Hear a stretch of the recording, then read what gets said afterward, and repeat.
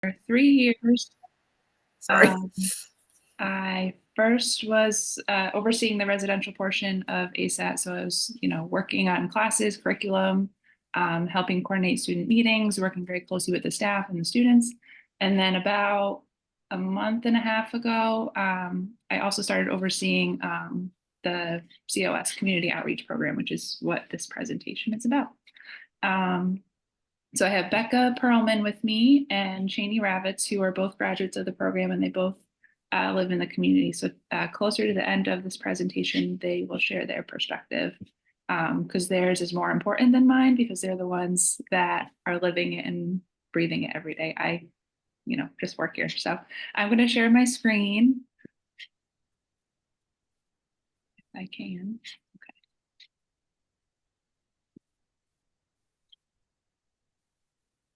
Can everyone see that okay?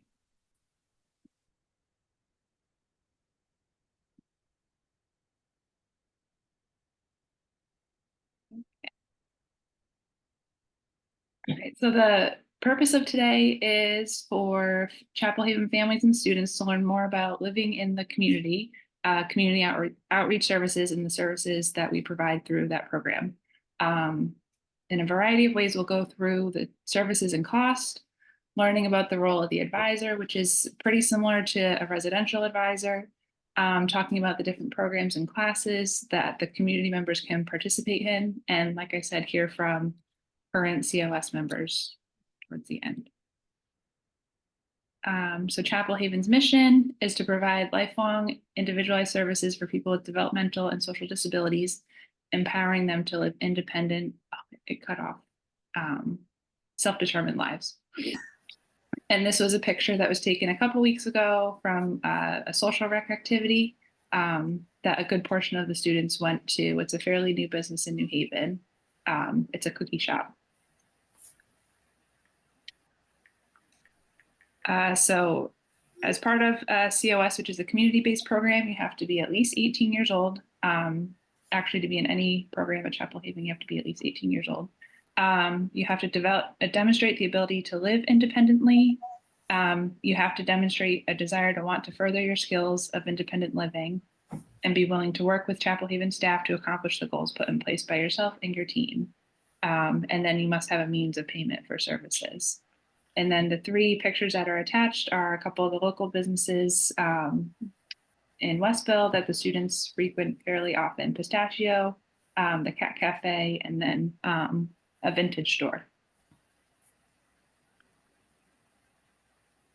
So every year we go through benchmarks, which just breaks down, various things that we're tracking in the program every year. So as of 2024, there are 34 community members with an average of 2 support hours per week. So there are 6 community members currently that are enrolled in post-secondary education, and 100% of them are on the matriculated route, which is very cool. Out of the 34 community members, 48% of them have paid employment. Learning how to use public transportation is a big part of the curriculum when you're in the residential program. So these statistics speak to the ability for the students being able to navigate and access public transportation. So of those 34%, 91%, or of those 34 community members, 91% of them take the bus independently. 88% use Uber, and that includes Lyft and MyRide, so other car share services. 62% of them take the train, and then 32% of the community members travel by plane independently. And then this is a statistic that talks about the number of students that have a car and drive.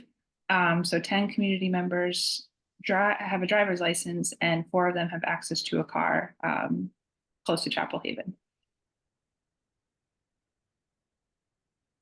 So before graduation, this slide is geared towards the second year in the program. So there's classes that start around the winter time, which we're currently doing one now that Rachel, who is a community advisor, and she's the social rec coordinator. So she is heading the transition planning class. So that's talking about what life it might look like once you leave the residential program, and then all of the parts that go into that. And then in the spring, so in March, which is when our spring session starts, is the locating housing class.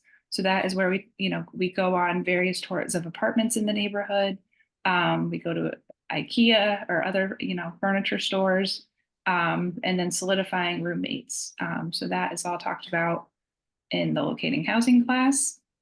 In terms of meetings, residentially, the meetings take place every 6 months, but towards the end of the program year, the second program year, they're a little bit more frequent just because we want to make sure that we're all on the same page with transition plans.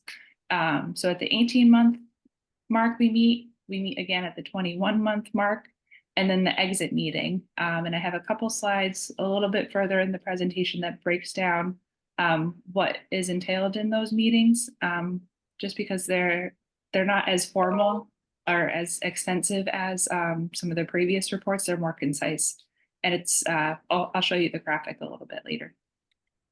And then graduation, which happens in June, and then helping your son or daughter transition out into the community or going home if that's their case. A couple of these pictures are from a field trip last year, and then the picture underneath the graduation column is the students that graduated from the program last year.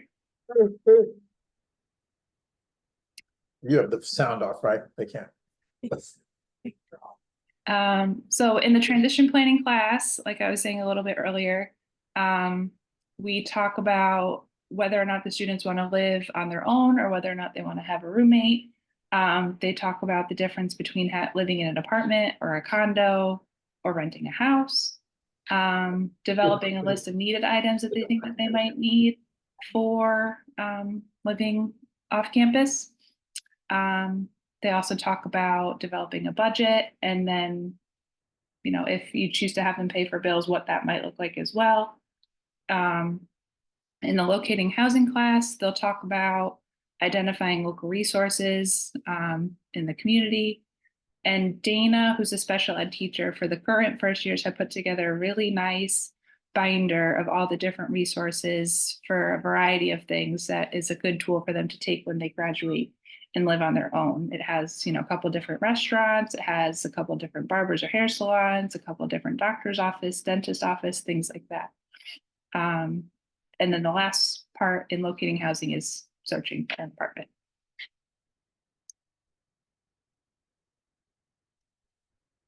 All right, so at the 21-month meeting, these are the things that we talk about, the areas of independence and the amount of support that they'll need, the areas of ongoing need, and then the social communication and emotional regulation has their own section. Like I said, it's not as extensive or as involved as the 6-month, annual, or 18-month reports.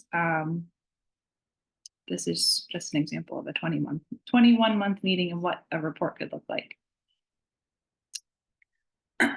The exit meeting is a grid, and this is a really nice tool to use no matter where they're going. If they're going to another program or if they're going to have a job, this is a really good tool for them to show, their boss or whomever, or where their strengths are, where they need help, and any notes and suggestions that the staff have. So this breaks it down into the 4 pillars that are a part of the ASAT curriculum. So independent living, social communication and executive functioning, vocation and education, and then community living. So that includes transportation, involvement in the community. And then independent living breaks down everything from budgeting, cooking, shopping, personal hygiene, laundry, and med management. And it's really, really cool to see, because if you think about where your son or daughter came from the beginning and seeing where their abilities are now, I would say typically the abilities column is longer than like where the requires assistance column is. And then the notes and suggestions typically has like different strategies that we've used with your son or daughter that have been helpful, or where we think their support might be. All right, so what's next? So you graduate in June. You have 2 options essentially if you were to stay a part of ASAT. So you have extended COS, and the other option is COS, so living out in the community. So extended COS, you graduate from the residential program. It's a transition from living in the residential program in the Rossman building to living in one of the Emerson Street houses. It's typically a year. It could be less. Like I said, you're still living in on-campus housing. You get hourly support from a community advisor. Rather than having, the half an hour or so evening life skills support, you get check-ins because the responsibility now is falling on your son or daughter. SLP and CBT, so speech, and Kelly, who's the cognitive behavioral therapist, that is a part of their programming if it's still something that they need. Classes are a la carte, so rather than with residential, the classes are included in the tuition. When you get the catalog of classes, it has the breakdown of what the class cost is. So whatever class your son or daughter signs up for, it'll have the cost, and then it'll get billed to you at a later point. And then the same thing for social rec activities. Rachel has it broken down like the COS fee, and that's includes staff time, transportation, things like that. And then if it's a ticketed event, they'll still have to pay for the ticket. So like if they go to Six Flags, for example, there'll be the COS fee, and then there'll be the budget, so the money that they should plan for if they want to buy like snacks or souvenirs or something. And then there's the ticket fee. And then COS is when you graduate from the residential program, you live completely independently. So you're not living on campus, you're living out on your own in an apartment, hopefully close to Chapel Haven. You get hourly support from a community advisor. So rather than, unlimited support in the residential program, whatever, depending on your needs, depends on the level of support that you'll receive. And I have a breakdown of what that entails a little bit later. SLP and CBT services are a la carte. So that's a difference from residential as well. Instead of it being included in your tuition, it's something that's a service. And then same thing, the social rec activities are billed. And this is a picture of a recent social rec activity that the group went on. I forget what restaurant, but okay. So this is the fee schedule. It's all subject to change. So these are the prices up until June 2025.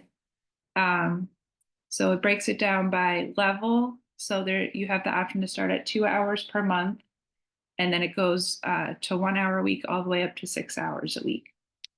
And like I said earlier, the average amount of support hours that a student or community member gets is 2 hours per week. And we should just mention that we will send you the recording from tonight and the PowerPoint. So don't worry about taking a ton of notes because we'll send it to you. So the level of support will depend on, what your son or daughter needs, and it can include whatever they, need help with, whether it's bill pay, following up with doctor's appointments, checking their email or checking their text messages, communicating to their boss, cleaning their apartment, cooking, things like that. So like I said, the average amount of hours is 2 per week.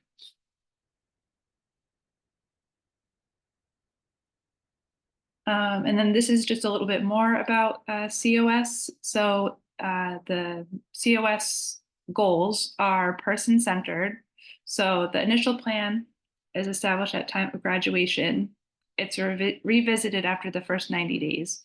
So in COS, the meeting schedule is 90 days first and then annually after. Of course, if there's anything that comes up in the meantime, you're more than welcome to call a meeting with your son or daughter's team, but that's typically how the meeting schedule goes. It's the first 90 days and then annually after. It's collaboration with the individual and then their support team. Similarly with residential, the meetings are led by your son or daughter, and the goals are like the staff and the family can suggest the goals, but the students are the ones really driving those goals.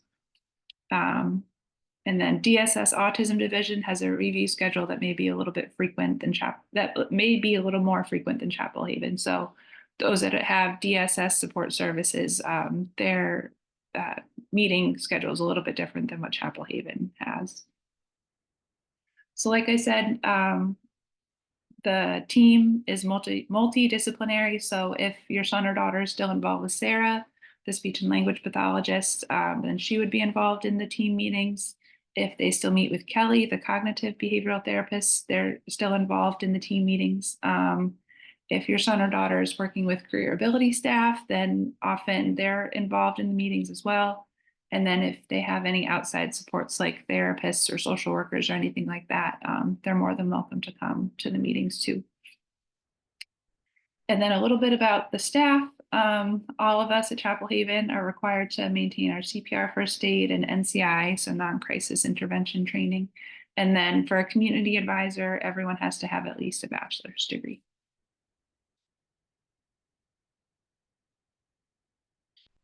Like I said on the last slide, it's person-centered planning. So these are the 4 pillars of the ASAT curriculum.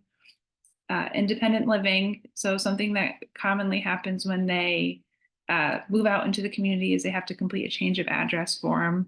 That's something that they would receive help with their residential advisor and then transition over to their COS advisor. Self-determination. So advocating their needs to their advisor. Social communication, exploring various social activities in the community. And I'll talk about social rec a little bit at the end. And then vocation and education, continuing to search for employment or school, if that's an option or something they're interested in. I don't have a very good picture of all the community advisors, but the picture that's on the slide is Rachel, who's an advisor and social rec coordinator, Sarah, the speech pathologist, and Dana, who's a special ed teacher.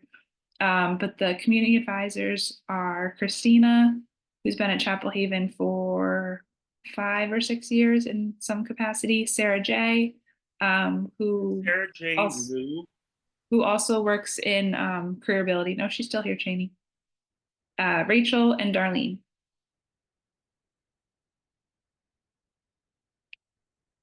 So this is a sample class schedule. I know it's a little bit hard to read what the classes are, but I really just wanted to highlight what the cost would be if once your son or daughter goes into the community.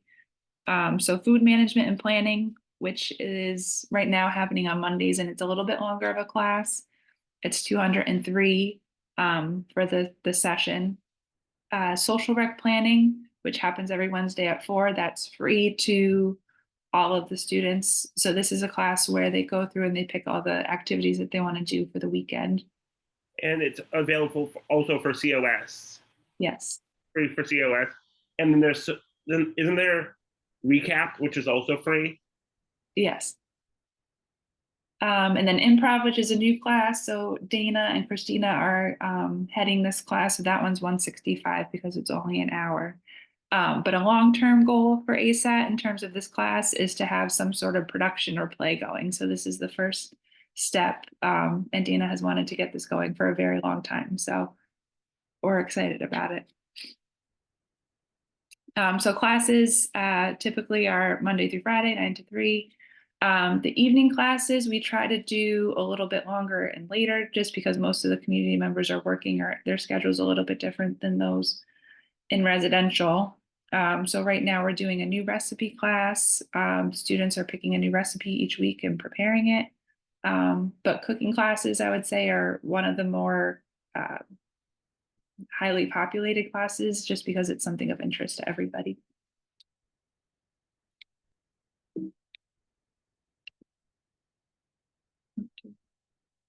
College, there's a handful of students that have gone to school in some capacity. These pictures are a little bit older, but this is Grace and John Dolan, who both graduated from Gateway. But college supports, if your son or daughter is interested in going to school, we can support them in whatever way that they need, whether it be breaking down their syllabus, taking a big project and breaking it down into smaller steps, help accessing student accessibility services, following up with their professor, navigating transportation to the bus or to school, things like that. All right, Becca, are you ready? Hi, I'm Becca Perlman. I've been with ASAT since July 2022, which I can't believe. It feels like way shorter than that. 2.5 years has gone by. It's actually crazy how fast it's gone. But yeah, so I guess I'll just talk about my path to Chapel Haven. So I had always been a very smart kid. I was always very academically gifted, and I always did a lot of activities as a kid. And I went to college. COVID hit in the middle of my junior year, and I was at home and I just wasn't really doing well. So I kind of stuck it out. I graduated college in 2021. And then I went to a mental health program up in Portland, Maine.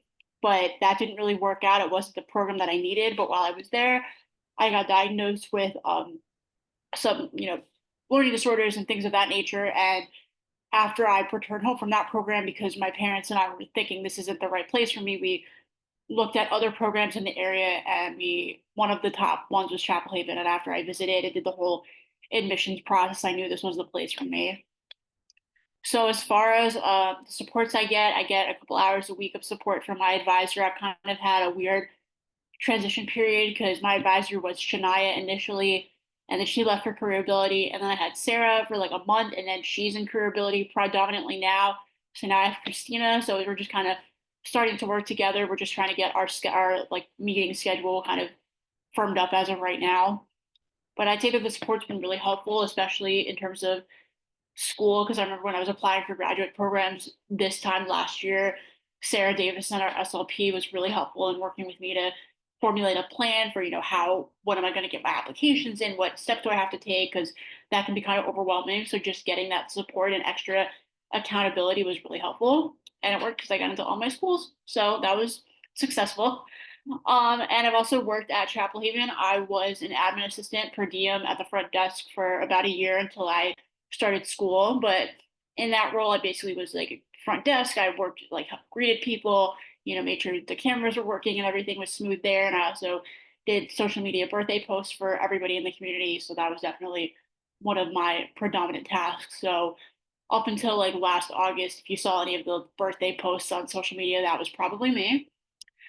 And I'm also currently in graduate school. I'm at Southern Connecticut State. I am studying psychology, and I just finished up my first semester. I'm in my second semester now, and I feel like even though I have 3 classes, I still have the same amount of work as when I had 4. So it's always something, but I'm really enjoying it. I feel like I'm kind of finding my path, and I'm figuring out what I want to do with my life. So that's been definitely a weight off my shoulders for sure. I'm taking a lot of classes that are really aligned with my career interests, and now I just have to find a job that kind of goes with that as well. So that's an ongoing process. And I also have a lot of friends that have made a really good friend group, and we actually go to trivia every Tuesday at a bar in New Haven. So that's been like a weekly tradition that we've had for a few months, which is really fun. And then a while ago, we would do like movie nights and game nights and stuff. So I definitely have a really solid group of friends that really have my back. We all understand each other because we're all neurodivergent in some way. So it's been nice to have friends that, get you on a different level. It's been really great. So yeah, this experience has been really good. I was really hesitant to go here at first because I didn't think I needed it. I also did a webinar last week about, college and life after college and going to a program and how did that kind of affect my view of like my disabilities and things of that nature. And I was so hesitant at first because I was like, I don't need this, I'm independent. And then once you actually get the support you need, you're like, yeah, I needed this really bad. And it's been really helpful. And so I'm excited to see where I go next. And what's your biggest accomplishment, Becca? I actually went to an ASAT graduate's wedding in December, and I took the train down to Baltimore all by myself. So that was really good. That was a really like good full circle moment because we had met on my first like visit, and then we kind of became closer friends once I actually joined ASAT, and she invited me to her wedding. So I was kind of the Chapel Haven representative, so to speak, along with Mike Stores. And so I was there to celebrate her and her husband who met at Chapel Haven. So that was a really good full circle moment, kind of like from the beginning. And now I have this relationship to where I can, travel by myself. And I done all the prep and the training, that took a while, but I was able to do it by myself. So next stop is taking a plane by myself. So that's going to be a fun experience in the future. That's so cool. Good job, Becca. Thank you. All right, Jeannie, are you ready? Yes, I am. So I'm Cheney. I've been COS for I've been in COS versus extended COS for about since October. I graduated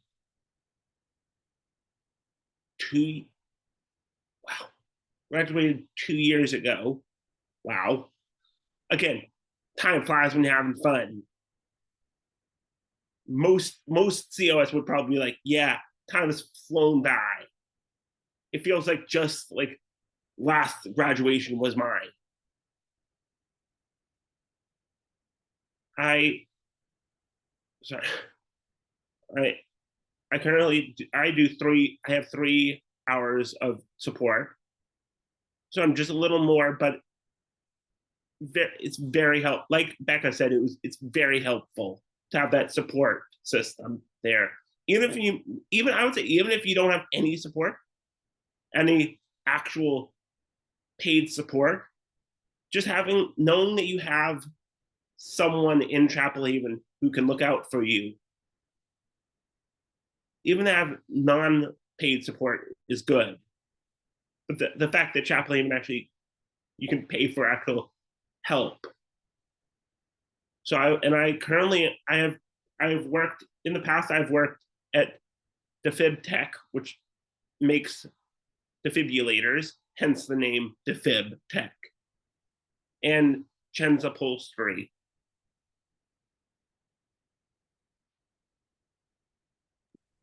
Do you want to talk about your most recent that you're starting soon? The one that Brittany is referring to is potential. I might start working at a locksmith that is just around the corner from me, because I live maybe 10 minutes, like literally like right around the corner from Chapel Haven, and then the workplace is like, I think it's 15 minutes from Chapel Haven. It's like 5 minutes from me. So I'm basically on the route from Chapel Haven. And some of Chapel Haven's keys are actually made by the locksmith Cohen's. So just the connection, some of the students can even create little connections to Chapel Haven. And me being at Cohen's. And a lot of my friends, similar to what Becca said, a lot of my friends are like in the community. Unfortunately, I'm pretty sure I also met the person who she went to the wedding of. If I'm thinking of the right person, then probably yes. Oh, no, you are thinking of the right person. Good. I did not want to think you were thinking of, just wanted better safe than sorry. I also knew her. Unfortunately, I did not have as much actual time with the person. Turns out that actually that same person who she brought up lives very close to my family. So when I go down, sometimes I'll like shoot her a text saying, "Oh, want to come over and visit?" So she's actually met my family dog. So I have like a love connection with Alana, just to put a name to that person who we were all referring to. Jeannie, do you want to talk about one social rec that you've enjoyed, and then we'll keep going? That's very tricky because there's a lot of different social recs. Each are individually interesting in different ways. So like I think 2 years in a row I went to the Lego Brick Fest. The first year was way more interesting because it was way more people. And what was the other thing you said? Just one social rec that you've enjoyed. That's it.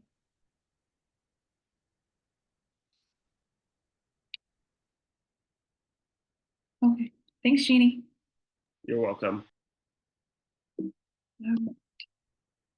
So the last part of the presentation is the different fee services that you can get as a community member. So we've talked a little bit about the social rec activities. So as I mentioned earlier, Rachel, the social rec coordinator, meets with the students once a week to get their ideas for what they want to do for the upcoming weekend. They've gone to some pretty cool things lately. And the best part about this is that it's not Rachel picking the activities, it's the students' input. So with their buy-in, they're more than likely to want to participate and want to keep signing up for these activities. That's where the social rec planning meeting is used. Mm-hmm. We often will choose a group of us will come and be like, oh, I want to go to Six Flags, one of the pictures, or I want to go to Brick Fest, or I want to do this. And she'll just be like, oh, this is happening at this time. How can I accommodate these people's requests into the schedule? So a couple of the pictures posted are from Six Flags. We were sponsors for I forget what Toys for Tots. So our students went out and bought toys, and then they went to the Toys for Tots drive with News Channel 8. We've done a Halloween party, which is the middle picture of Sawyer. He's dressed as Michael Bublé. Every year ASAT does a Thanksgiving, which is a really, really nice activity for all the students, residential community and community members to get together. So everyone brings something that they've made, and then Sarah, who's a speech pathologist, does the turkey every year. So like I said, it's just a really nice activity for everybody to get together and spend some time with one another. We've gone to the Big E, we've gone to Medieval Times, we've gone to the movies, they've done things on campus. So really any idea that the students have, Rachel really does her best to make it happen. We do have activities that are staff supported just because of the logistics of transportation. But there are a good portion of activities that are independent as well, meaning that they don't need staff support. And depending on, well, if they're in the community, they have their, community privileges. So, taking the bus independently, taking the train if that's something that they needed to do, or figuring out how to share an Uber with one another. But the social rec program, the students really look forward to it every week, and they have overall, a lot of fun on the weekends.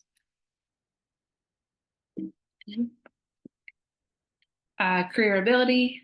So at the initial 45-day meeting of the residential program, students have their first meeting. That's with everybody on the team. Career ability is often introduced at that point, but depending on your son or daughter's interests, they can be followed by a career ability staff throughout their time in the program, and then figuring out a different program in career ability based on your son or daughter's needs. So these are just a few different businesses that some students and community members have either worked at or are working at or volunteered at. Isaac mentioned earlier that he has volunteering at the hospital in the specimens lab.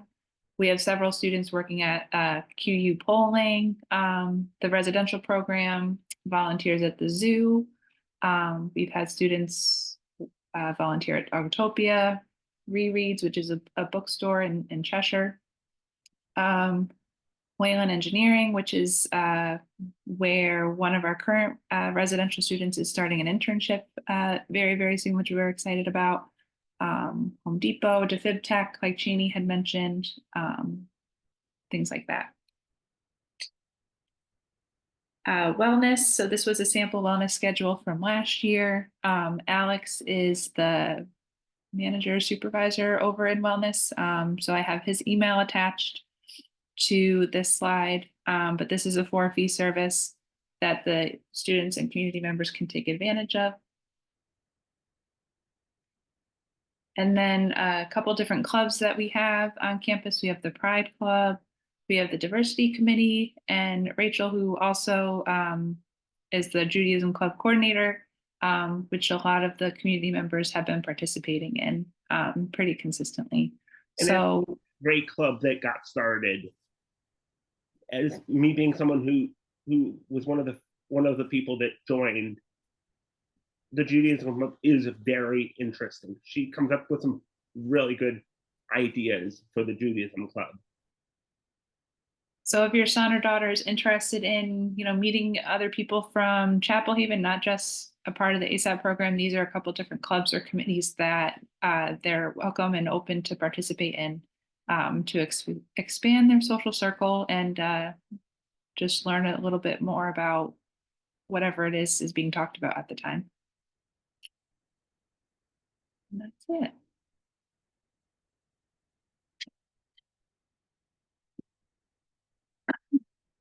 Does anyone have any questions for me or for any of the students?